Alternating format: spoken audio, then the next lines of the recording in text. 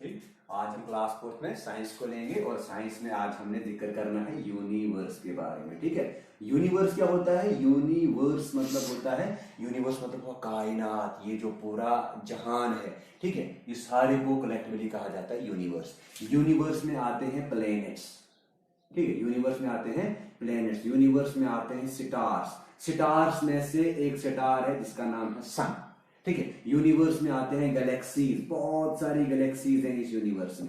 इस यूनिवर्स में बहुत सारी गैलेक्सीज हैं, ग्रुप ऑफ गैलेक्सीज हैं, ग्रुप ऑफ स्टार्स हैं। ठीक है, प्लैनेट्स हैं। ठीक है, आई बात समझ में? तो यूनिवर्स में सिंपल में आप कोई पूछेगा तो यूनिवर्स क्या है? यूनिवर्स हुई ये पूरी जो कायनात है। ठीक है, जब से ये इस यूनिवर्स का एवोल्यूशन आया है। एवोल्यूशन कब आया है यूनिवर्स का? यूनिवर्स का एवोल्यूशन बोलती है एक थ्योरी आई थी, उसका नाम था बिग बैंग थ्योरी। क्या नाम था उसका? उसका नाम था बिग बैंग थ्योरी। ठीक है, ये बिग बैंग थ्योरी जो थी, आपने सिंपल में याद रखना है, आज से 18.3 बिलियन ईयर्स अगो, आज से 18.3 बिलियन ईयर्स अगो एक क्या हुआ था? एक बहुत बड़ा एक्सप्लोजन हुआ था। एक बहुत बड़ा एक्सप्लोजन हुआ था और उस एक्सप्लोजन की वजह से, उस एक्सप्लोजन की वजह से ये गैलेक्सीज, ये स्टार्स, ये प्लैनेट्स, ये सारे वजूद में आए थे। तब से लेकर आज तक ये वैसे ही हैं जैसे उस टाइम पे बने थे। ये कहती है बिग बैंग थ्योरी। ठीक है, आई बात यहां तक समझ? अब यूनिवर्स में हमने क्या क्या पढ़ना है? यूनिवर्स में हम प्लैनेट्स को पढ़ेंगे, यूनिवर्स में हम स्टार्स को पढ़ेंगे, यूनिवर्स में हम गैलेक्सीज को पढ़ेंगे। सबसे पहले यूनिवर्स को जानने की कोशिश करेंगे कि कौन कौन साइंटिस्ट आया था, उसने क्या क्या व्यूज दी। सबसे पहले आया था टॉलमी। ठीक है, टॉलमी ने क्या बोला था? टॉलमी ने बोला था अर्थ is the centre of the universe. Ptolemy ने क्या बोला था? टॉलमी ने बोला था कि अर्थ जो है वो सेंटर है यूनिवर्स का। अर्थ is the centre of universe and all other heavenly bodies revolve around it. ठीक है, टॉलमी ने ये बोला था कि अर्थ जो है वो सेंटर है सोलर सिस्टम का। अर्थ जो है वो सेंटर है, इसने बोला था अर्थ जो है वो पूरे यूनिवर्स का सेंटर है और जितनी भी हेवनली बॉडीज हैं वो इस अर्थ के इर्द गिर्द घूमती हैं। ये किसने बोला था? टॉलमी ने बोला था। लेकिन ये बिल्कुल गलत स्टेटमेंट था, लेकिन टॉलमी ने थोड़ा सा ओवरव्यू दिया है। उसके बाद दूसरा साइंटिस्ट आता है कोपरनिकस। ठीक है, कोपरनिकस ने क्या कहा? कोपरनिकस ने कहा सन इज द सेंटर ऑफ, इसने बोला जो सन है वो सेंटर है यूनिवर्स का। इसने बोला पूरी कायनात का जो सेंटर है, पूरे दो आलम जहां का जो सेंटर है, पूरी कायनात का जो सेंटर है वो है सन। क्या है? वो है सन। और इसने बोला कि जो कुछ भी घूमता है वो सन के इर्द गिर्द ही घूमता है। यूनिवर्स का सेंटर सन है और सन के इर्द गिर्द ही सब कुछ घूमता है। लेकिन ऐसा थोड़ी ना है, ऐसा थोड़ी ना है। तीसरे नंबर का साइंटिस्ट आया जिसका नाम था केपलर। ठीक है, इस केपलर ने क्या बोला? इस केपलर ने बोला, हां, इसने ये बोला sun is the centre of solar system. ये स्टेटमेंट ठीक है। इसने क्या बोला? इसने बोला सन जो है वो सोलर सिस्टम में, सोलर सिस्टम का सेंटर है और सन के इर्द गिर्द क्या घूमेगा? फिर सन के इर्द गिर्द घूमते हैं प्लैनेट्स, सन के इर्द गिर्द घूमते हैं मेटेरॉइड्स, सन के इर्द गिर्द घूमते हैं एस्टेरॉइड्स, सन के इर्द गिर्द घूमते हैं सैटेलाइट्स। ठीक है, ये बोला केपलर ने। किसने बोला? ये बोला केपलर ने। ठीक, अब बात याद रखना, एक साइंटिस्ट था जिसका नाम था हबल। क्या नाम था उसका? हबल। इतना याद रखना, हबल ने सबसे पहले क्या बोला? हबल ने ये आइडेंटिफाई किया कि जो हमारी जो गैलेक्सी है, हमारी जो गैलेक्सी है, उस गैलेक्सी का नाम क्या है? इसने बोला उस गैलेक्सी का नाम है मिल्की वे गैलेक्सी। क्या बोला इसने? इसने बोला उस गैलेक्सी का नाम है मिल्की वे गैलेक्सी और इसी मिल्की वे गैलेक्सी को हम बोलते हैं आकाश गंगा। इसको हम क्या बोलते हैं? आकाश गंगा बोलते हैं। यहां तक समझ आया आपको? ठीक है, ठीक। अब ये टॉलमी आया, कोपरनिकस आया, केपलर आया और हबल आया, इन्होंने अपनी अपनी व्यूज रखी। ठीक है, तो अब हम थोड़ा सा सितार के बारे में पढ़ेंगे कि सितार्स है क्या।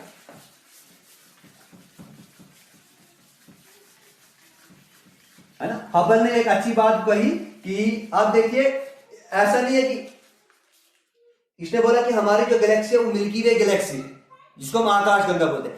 ऐसी 300 मिलियन गैलेक्सीज है, उससे भी ज्यादा गैलेक्सीज इस यूनिवर्स में आती है।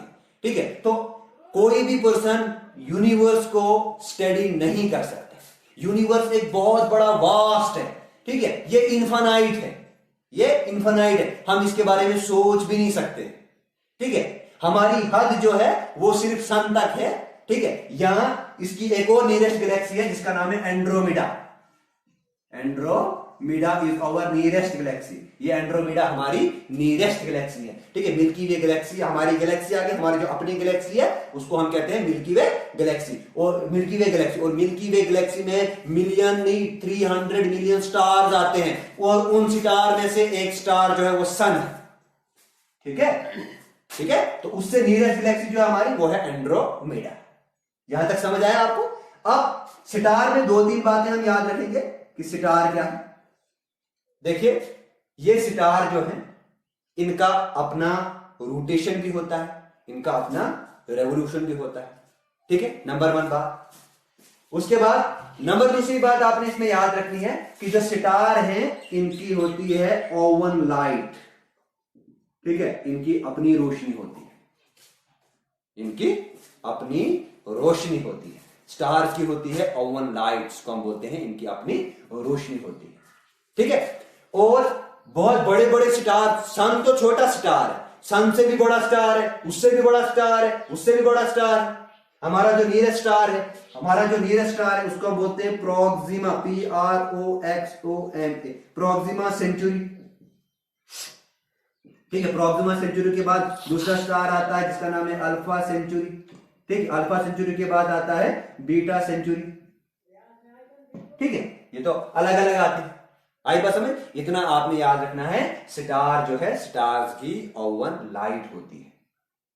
ठीक है, अब इस स्टार में से हम किसको लेंगे? इस स्टार में से अब हमने क्या पढ़ा? स्टार में से एक स्टार है सन, और उस सन को किसने बोला था? केपलर ने बोला था। सन जो है सोलर सिस्टम का सेंटर है। तो अब हम पढ़ते हैं सन के बारे में जरा। ठीक है, सन जो है हॉटेस्ट है। कैसे होता है ये बहुत हॉटेस्ट होता है। अगर हम इसकी टेम्परेचर की बात करेंगे तो 6000 डिग्री सेल्सियस इसका टेम्परेचर होता है। लोहा पिघलता है 100 डिग्री सेल्सियस पे। तो आप सोचो फिर सन का कैसा टेम्परेचर होगा। ठीक है, उसके बाद आपने याद रखना है सन की अगर हम बात करेंगे तो जो सन के बहुत सारे पार्ट्स हैं, 3 पार्ट्स हैं सन के बेसिकली। तो अगर हम पहले पार्ट की बात करेंगे तो पहले पार्ट को बोलते हैं फोटोस्फीयर। ठीक है, जो ग्लोइंग एरिया, जो ग्लो करता है ना, जो चमकता है, उसको हम बोलते हैं फोटोस्फीयर। ठीक है, फोटोस्फीयर के बाद दूसरा स्फीयर आता है इसमें, जिसको हम बोलते हैं क्रोमोस्फीयर। ठीक है, क्रोमोस्फीयर जो है ये रेड कलर देता है, क्रोमोस्फीयर रेड कलर। ठीक है, फायर जैसा, है ना। इसके अलावा एक और स्फीयर होता है जिसका नाम है कॉर्निया, CORNEA, कॉर्निया। और ये कॉर्निया जो है ये कब दिखाई देता है? ये दिखाई देता है जब इक्लिप्सी होती है। ठीक है, जब ग्रहण लगता है ना, सूरज का ग्रहण। ठीक है, और तब हमें सिर्फ कॉर्निया वाला पोर्शन दिखाई देता है। आई बात समझ? सूरज, तब ये वाला स्फीयर जो है ये गायब हो जाता है, ये वाला स्फीयर जो है ये भी गायब हो जाता है। ये वाला पार्ट उस टाइम हमें दिखता है। यहां तक समझ आया सन? ठीक है, अब सन तो हो गए। अब हम आते हैं जो हमारा टॉपिक है जिसका नाम है प्लैनेट्स। इतना समझ आया आपको? आपने सिर्फ इतना इसमें याद रखना है। हाँ, एक और याद रखना, ब्राइटेस्ट स्टार, जो ब्राइटेस्ट सबसे चमकीला स्टार कौन सा है? सबसे चमकीला स्टार है डॉग स्टार। ठीक है, इस डॉग स्टार को हम कहते हैं सेरस भी। ठीक, ठीक है, यहां तक ना। अब हम चलते हैं प्लैनेट्स की तरफ।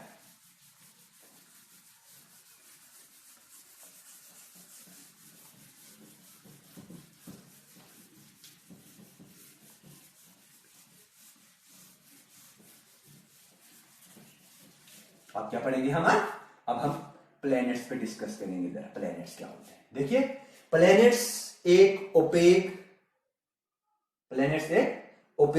पार्टिकल, एक ओपेक ऑब्जेक्ट, और ये ओपेक ऑब्जेक्ट क्या करता है, ये रिवॉल्व करता है, ठीक है, ये रिवॉल्व करता है अराउंड द सन, है ना। अब ये रिवॉल्व करता है एक इलिप्टिकल पाथ में, और उस इलिप्टिकल पाथ को हम कहते हैं ऑर्बिट। क्या कहते हैं उसको हम कहेंगे ऑर्बिट। मतलब मान लो हमारे पास ये आया, हमारे पास सन, ये है हमारे पास सन, ठीक है। इस सन के इर्द गिर्द हर प्लैनेट घूमेगा। बेसिकली प्लैनेट्स हमारे कितने हैं, 8 प्लैनेट्स। कितने प्लैनेट्स, 8 प्लैनेट्स। और वो प्लैनेट कौन कौन से हैं, वो है मरकरी, पहले नंबर पे मरकरी, फिर वीनस, तीसरे पे आया अर्थ, mercury, Venus, Earth, Mars, mercury, Venus, Earth, Mars, Jupiter, Saturn, Uranus और नेपच्यून, ठीक है। ये mercury, Venus, Earth, Mars, Jupiter, Saturn, Uranus और नेपच्यून, ये हमारे पास 8 प्लैनेट है। सबसे पहले हम इनको देखेंगे कि ये सन के इर्द गिर्द कैसे घूमते हैं, ठीक है। जो मरकरी है ना, मरकरी, सबसे पहले मरकरी जो है वो सन के बहुत नजदीक है ना। प्लैनेट्स को क्लासिफाई किया गया है 2 टाइप्स में। प्लैनेट्स जो है, पहले ये समझो, उसके बाद हम इन पे आते हैं। प्लैनेट एक होते हैं जिनको हम बोलते हैं इनर प्लैनेट्स, एक है हमारे पास इनर प्लैनेट्स, और सेकंड टाइप है हमारे पास आउटर प्लैनेट्स, ठीक है। दिस इनर प्लैनेट, इस इनर प्लैनेट्स को हम टेरेस्ट्रियल प्लैनेट्स भी कहते हैं, ठीक है। और जो ये आउटर प्लैनेट्स है, इन आउटर प्लैनेट्स को हम कहते हैं गैसियस प्लैनेट भी कहते हैं, ठीक है। मतलब गैसेस के जो बने होंगे, टेरेस्ट्रियल मतलब इनमें थोड़ी सी सिलिका वगैरह होता है। अब जो टेरेस्ट्रियल प्लैनेट्स है ना, ये टेरेस्ट्रियल प्लैनेट्स होते हैं नियर द सन, ये सन के नजदीक होते हैं। कहां पे होते हैं ये होते हैं नियर द सन। और ये कहां पे होते हैं, अगर ये नियर द सन है तो जो आउटर प्लैनेट्स है वो फार अवे फ्रॉम द सन। ये कहां पे होते हैं, फार अवे फ्रॉम द सन, ये सन से दूर होते हैं, ठीक। उसके बाद आपने याद रखना है इनर प्लैनेट्स जो है, इनर प्लैनेट्स में बहुत मून बहुत कम होती है, या नेचुरल सैटेलाइट इनमें बहुत कम होती है। सैटेलाइट इनमें बहुत कम होती है, मून इनमें बहुत कम होती है। मतलब मून 1 या 2 होंगी। जैसे अर्थ है, अर्थ में 1 ही मून है। यहां मार्स है, मार्स में 2 मून है, डेस्मोस और फोबोस, है ना। इनमें सैटेलाइट,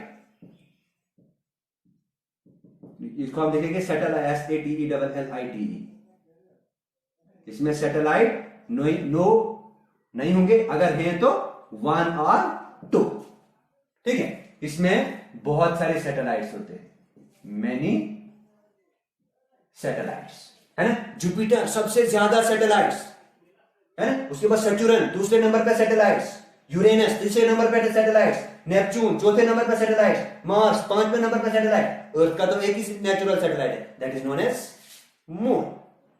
आई बात समझ में, आउटर प्लैनेट्स और इनर प्लैनेट्स। अब याद रखना, जो इनर प्लैनेट्स है वो कहां पे होते हैं, वो सन के नजदीक होते हैं।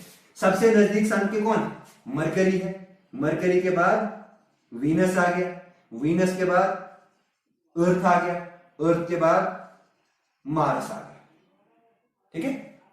अब ये जो है, अब देखिए हर प्लेनेट के 2 मेन मूवमेंट्स होती है, हर प्लेनेट की 2 मेन मूवमेंट्स होती है।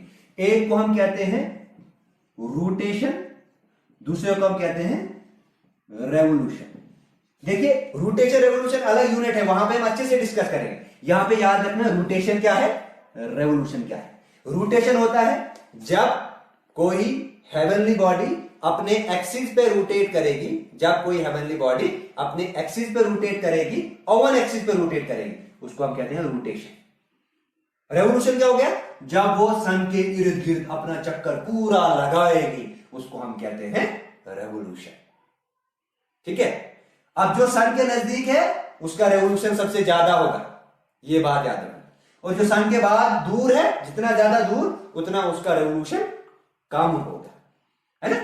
तो ये आ गया मरकरी, इसको मैं लिखूं यहां पे M for Mercury, Venus, Earth, Mars, ये मान लो ये मार्स, ये जुपिटर है, बहुत बड़ा है, जुपिटर, सैटर्न, यूरेनस, और ये मानो आपका नेपच्यून आ गया, है ना। ये मैंने ऐसे ड्रा किया, ठीक है। तो ये ऐसे घूमेगा इसके इर्द गिर्द, ये भी अपने पाथ में ऐसे घूमेगा, ये भी अपने पाथ में ऐसे घूमेगा, ये भी ऐसे घूमता है, ये भी ऐसे घूमता है, हर कोई इसके इर्द गिर्द घूमता है, ठीक है। मरकरी हो, वीनस हो, अर्थ हो, मार्स हो, ठीक है, जुपिटर हो, सैटर्न हो, यूरेनस हो और नेपच्यून हो, सबकी अपनी भी रोटेशन है और रेवोल्यूशन अराउंड द सन। यहां तक समझ आए, है ना। घूमना, रेवोल्यूशन का मतलब घूमना, सन के इर्द गिर्द घूमना। एक वो अपनी जगह पे, मतलब मान लो हमारे पास, ये मान लो हमारे पास कोई प्लेनेट है ना, ये किसी एक्सिस के साथ टिल्ट है ना। अब जब ये एक्सिस के साथ टिल्ट है तो ये खुद रोटेशन करेगा, क्या करेगा?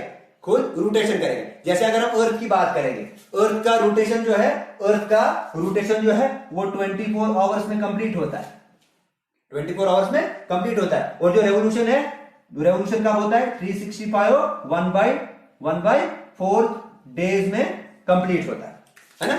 अब रोटेशन है तो ये अपने एक्सिस पे रोटेट करेगी, क्या करेगी? अपने एक्सिस पे रोटेट करेगी, क्लॉकवाइज रोटेट करेगी, है ना। और क्लॉकवाइज या एंटी क्लॉकवाइज रोटेट करेगा, ठीक है। मरकरी है, कुछ इसमें क्लॉकवाइज रोटेट करते, कुछ एंटी क्लॉकवाइज रोटेट करते। दूसरी बात, रेवोल्यूशन क्या हुआ? ये तो अपने एक्सिस पे घूम रही है, दूसरा सन है, सन के इर्द गिर्द भी ये घूमेगी, है ना।